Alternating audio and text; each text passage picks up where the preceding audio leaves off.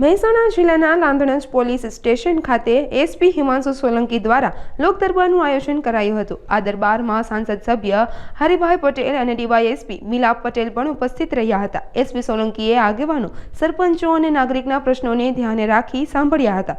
નાગરિકોએ વિસ્તારમાં ચાલતી દારૂની અસામાજિક પ્રવૃત્તિઓ, નાની ચોરીઓ અને ચાઇના દોરીથી થતી જાનહાનિ અંગે રજૂઆત કરી હતી। જોકે આ દરમિયાન માજી સરપંચ મનુભાઈએ જુગાર રમતા લોકોને ઝડપી પાડી કાયદેસરની કાર્યવાહી કરવા બદલ લાંધણજ પીઆઈની પ્રશંસા પણ કરી હતી।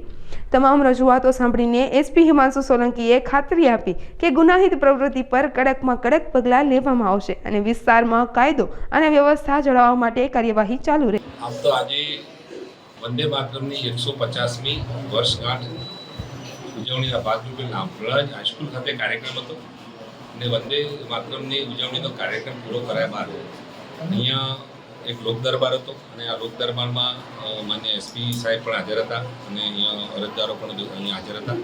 તો અહીંયા મુલાકાત લઈને લોકોને વિવિધ પ્રશ્નો, નાની મોટી ચોરીઓ થતી, મુશ્કેલીઓ હતી, પોલીસનો એક મિત્ર તરીકે મદદરૂપ થવાનો ભાવ પણ અહીંયા તંત્રનો હતો। અહીંયા આવીને અહીંયા અરજદારોને પણ મળ્યા, પોલીસના અધિકારીઓને મળ્યા અને લોકોના પ્રશ્નો કેમ સરળતાથી ઉકેલાય, લોકોને સુખાકારી કેમ રહે, મુશ્કેલીઓ ઓછી થાય અને પોલીસ કેમ વધુ મદદરૂપ થાય એ બાબતની ચર્ચા થઈ હતી। આથી મુલાકાત પણ ફળદાયી રહી। આજરોજ લાગણજ પોલીસ સ્ટેશનના વાર્ષિક ઇન્સ્પેક્શન કાર્યક્રમના અંતર્ગત લોક દરબારનું આયોજન કરવામાં આવેલ, જેમાં લાગણજ પોલીસ સ્ટેશન વિસ્તારના લાગુ પડતા ગામોના આગેવાનો હાજર રહેલા તથા જે કંઈ પણ નાના મોટા પ્રશ્નો છે એની ચર્ચા થયેલી અને એમના પ્રશ્નોનું નિરાકરણ થાય તે માટેની અમારા તરફથી ખાતરી આપવામાં આવેલ તથા પોલીસ સ્ટેશન પીઆઈ શ્રી તથા અન્ય સ્ટાફને પણ આ પ્રશ્નો દૂર થાય તે માટે જે જરૂરી સૂચનાઓ આપવાની છે તે સૂચનાઓ આપવામાં આવેલ।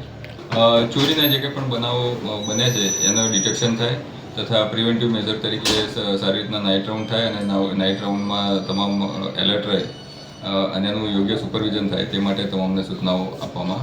કોઈ એક જગ્યાની હું ચર્ચા નથી કરવા માગતો, પણ ઉત્તરાયણ પહેલાં જો ચાઇનીઝ દોરી ઉપર મોટાભાગે પ્રતિબંધ હોય છે, આવું કોઈ પણ જગ્યાએ આવી દોરીનું વેચાણ થતું હશે અથવા સંગ્રહ થયેલો હશે તો તેની પર કાર્યવાહી કરવામાં આવશે।